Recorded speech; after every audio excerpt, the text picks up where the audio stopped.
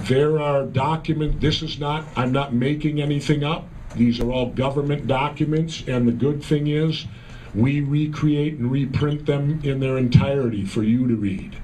You'll read what I have to say in front of every document, and then if you so desire, you can read the document yourself and draw your own conclusions in reading them. They're very disturbing. Let me grab my glasses. As I said, Dick and I are already on to the next book, so I really have to sometimes review a little, because you move ahead and you don't always remember. But a few of the documents that I found, all of them I found pretty much disturbing, but a few of them that really jump out at me. Well, let me go to this first. You'll notice in the book that I dedicated this book to Congressman Ron Paul, the only federal elected official who will stand up for America on the congressional floor. And I did that because of what Congressman Paul did as a result of WikiLeaks. We had all these people that want to be our next president. Go down the list. Newt Gingrich, Sarah Palin, the list on, up and down, even the Democrats, stating that Julian Assange should be charged with treason, right? We all heard that? Well, are these people really that stupid? Apparently they are. I only went to high school, but even I know, don't you have to be a citizen of the country to be charged with treason? He's an Australian, and I think his website's out of Switzerland or something like that. But he is Australian. You can't charge an Australian with treason. And these people want to be our next president, and they don't know that. I mean, you tell me. But anyway, I felt the most important thing that Congressman Paul said with his courage on the floor that day, first of all, he said, WikiLeaks hasn't killed anybody yet. How many people have died as a result of the manipulated information and the lies before the Iraq War? When we were told all this BS about what Saddam had and didn't have and all that. And I got news for you. They knew he had no weapons of mass destruction. You want to know how I know that? No, you want to know how I know that? Being military? If he had them, we would have never gone in the way we did. He could have wiped out literally our army. We're going to march right in there, and if he's got a weapon of mass destruction, he's going to turn it loose. I would. And our army would have suffered unbelievable casualties. I can't believe for a moment that the leaders of the military would do that. If he had those weapons, they would have attacked in a completely different manner. Airstrike, right? Very much so. Yeah. You know, they would have attacked in a completely different manner than that. So they knew that there was none of this. That was the lies. The other thing that Ron Paul said, which I think is even more important, when he said that in supposedly a free country, when the truth equals free, the truth, telling the truth is considered treason. Wow. Well, we're hurting then. When the truth becomes treason in a free country, which apparently it has here now, we're in bad shape. Yep. Bad shape. When telling the truth, so I guess lying's better? Is that what they're then saying? That lying is what we ought to do? So then moving on to some of the documents that I found very interesting. We divide the book into 5 parts. Why you need to, or 6 parts, why you need to read this book, the introduction, why I tell you you should. Part 1, our scandalous post-war history. Part 2, government, military, and corporate secrets. Part 3, shady White Houses. Part 4, we devote the entire part to 9/11. And now these are documents now. It's not Jesse Ventura speculating. Part 5, the war on terror. A few of the documents I found exceptionally interesting. Document number 1, the CIA's Secret Assassination Manual. You'll get to read it. Now, ladies and gentlemen, assassination is just a fancy word for first-degree murder with a political tint to it. But it is a pre-planned, premeditated first-degree murder. Who gives us that power? To arbitrarily go out in the world and put someone to death with no trial, no nothing, and assassinate them? That's the American way? That's what we stand for just because someone may not agree with us politically? I bet they'd love to assassinate Hugo Chavez right now.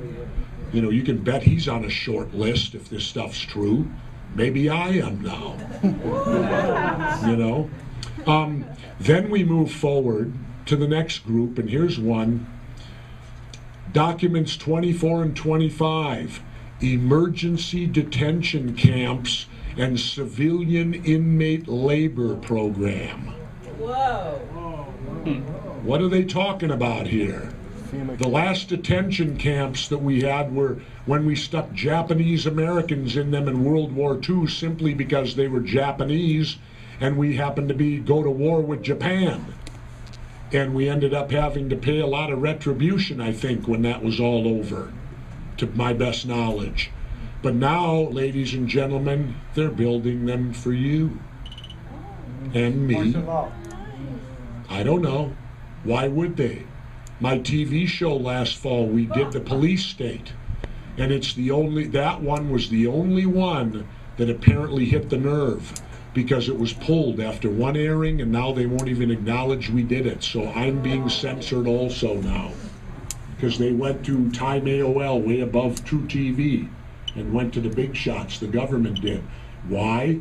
I went to Washington with the Homeland Security bill that had in it that FEMA was to build no less than 6 internment camps. And I went to the sponsor of the bill who didn't even know that was in it.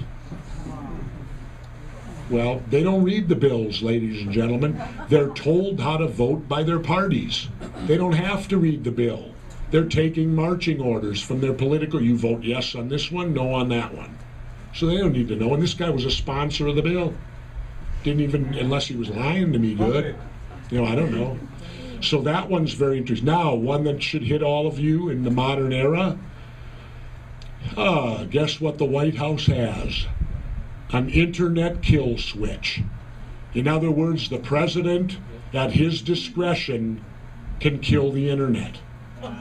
To where you can't use your computers, you can't do anything. All they have to do is say a national emergency and kill the internet. I knew they'd have to do that, people. The internet was too wild. It was too out of government wants to control everything.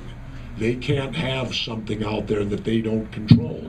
So they pass an internet kill switch to where they've empowered the president to kill the internet, if he so desires. Finally, part 4, 9/11. Well, the two interesting documents there, they're all interesting, but document 46, the Pentagon stand-down order on 9/11. Most of you, if you were in the military like me, the first thing you wanted to know was where were our jets? Right. Where was our air defense that day? When 4 individual airliners could be hijacked in a 2 or 3 hour period and we had nothing up there to stop them? Well, this book will show you there was a stand-down order that was done June 1st of 2001. Before that, it was left up to base commanders. They could make the call. If the FAA said we got a plane in trouble, they could scramble jets. But when this document came out, they weren't allowed to do that anymore. It required approval from the Department of Defense, the DOD. And remember, they couldn't find Rumsfeld for a couple of hours. So all it took was Don Rumsfeld not to answer the phone, and you had a stand down, which is what we had. I guess the apologists for the government or the people that think I'm crazy would say that's just circumstance. It just happened that way. Well, in the words of L. Fletcher Prouty, Colonel Prouty, he always said nothing just happens, everything is planned.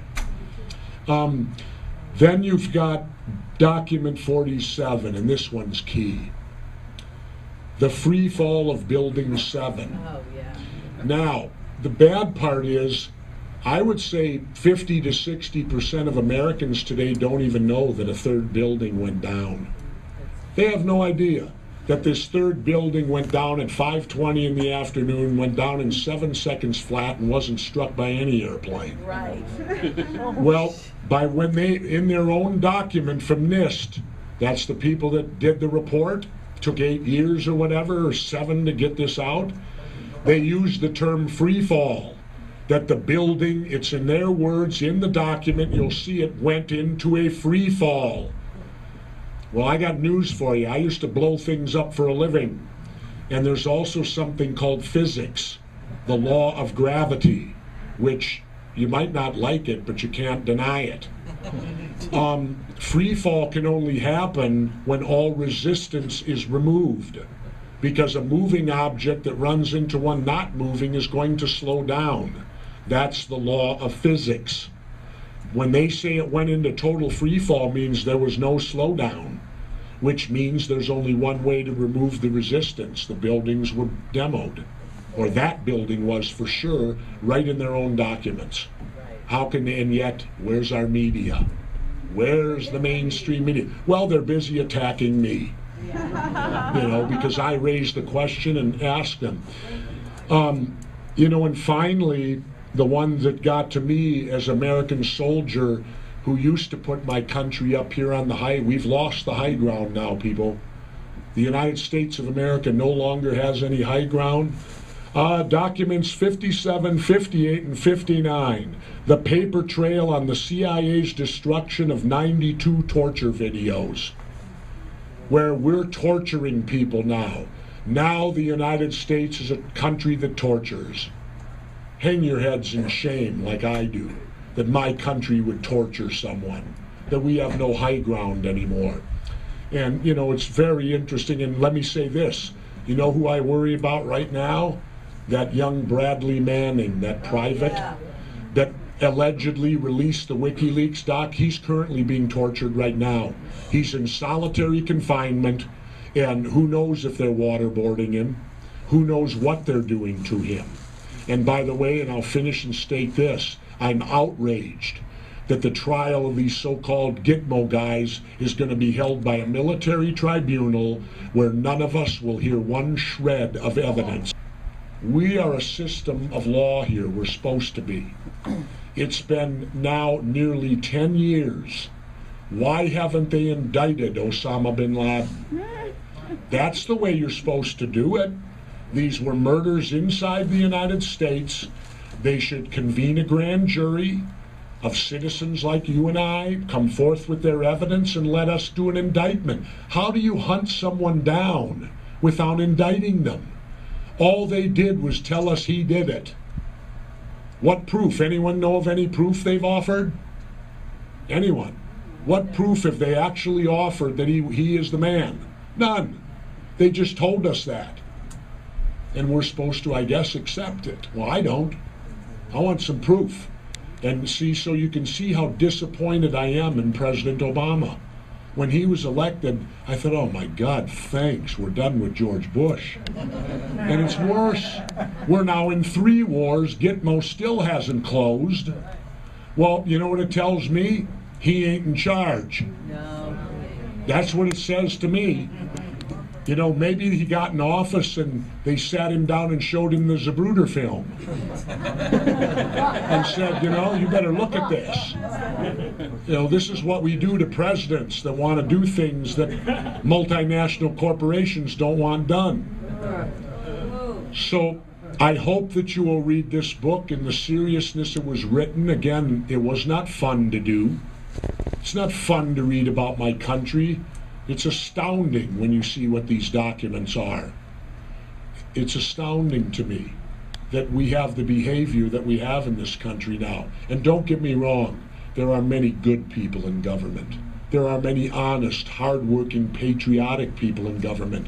But ladies and gentlemen, we need to come to the reality that yes, the United States can be evil also. And these documents, I think, prove it. Testing on soldiers where they don't even have a say-so in it. Inflicting civilians in Nicaragua with syphilis to find out if penicillin works. Fortunately, it did.